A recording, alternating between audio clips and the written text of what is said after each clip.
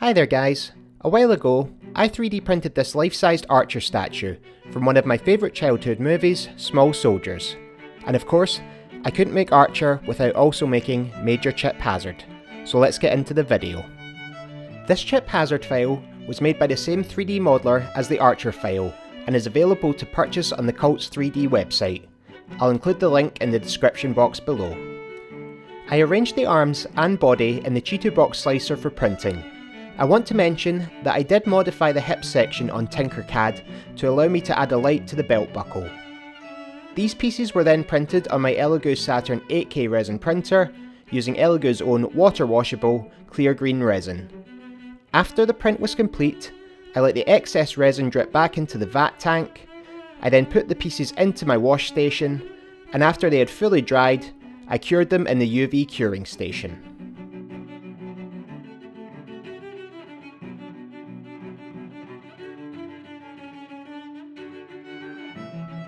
I then arranged the legs in the slicer for printing. Again, I made some slight modifications to the model, this time by adding screw holes to the soles of the boots. I also made these boot templates, and you'll see how I used them later on in the video. I printed the remaining pieces using Elegoo's water washable ceramic grey resin. As you can see, the left leg did not print correctly at all, apart from the left boot. However, I simply reoriented the upper and lower leg in the slicer, and printed them in the final print, along with Chip's weapons and accessories. When all the pieces were printed, I wet sanded them to get rid of any layer lines and remaining bumps from the support material. In order for the belt buckle light to work, I had to mask off the hip section with Blu Tack, so none of the primer paint would cover the area that's meant to light up. I then attached all the pieces to my trusty makeshift paint stands and took them outside to paint. I always try to cover each piece from 4 different angles, front, back and sides. Once all the pieces were primed, I painted them with acrylic paints. Although I'm getting better, I'm still not the best painter. So rather than you watching a 6-hour montage of me struggling to paint within the lines, I'll just show you the before and after for each separate piece.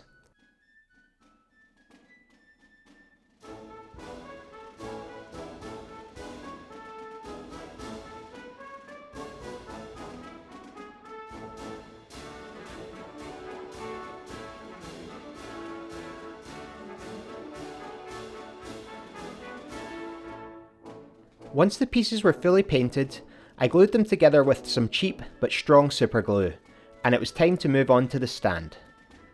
The stand is simply a 20cm wooden chopping board that you can buy on Amazon. I gave it a quick coat of grey primer before marking out where the statue would go with a pencil. I then used the boot templates I showed you from earlier to mark the holes I would drill for the screws. This was achieved by taking a pen apart so it would fit through the boot templates. Once the positions were marked, I used my drill press to make 4 holes in the base. I then used a countersink bit so the screws would not stick out the bottom of the base. I gave the stand a black gloss coat before attaching the statue with 4 screws and super glue, and I also super glued the Small Soldiers logo to the stand as well. I used small screws to fix 4 paint cans to the stand to keep it off the ground, and then took the statue outside to give it a gloss clear coat. I had previously purchased some small LED lights designed to go in party balloons that light up when twisted. I concealed the back of the light in this canteen. I want to point out this canteen is not included in the file listed below, but is instead from another Chip Hazard file I own. Once twisted, the light goes on and is held onto the statue with a small magnet I installed. I'm super happy with how this project turned out, especially since I printed and painted the entire statue within a couple of weeks. I do plan on making all 6 Commando Elite figures and all 7 Gorgonite figures from Small Soldiers, so let me know in the comments below which character I should make next. And as always, if you enjoyed this video and want to see more projects like this in the future, then be sure to click the like button and subscribe to my channel. Thank you for watching.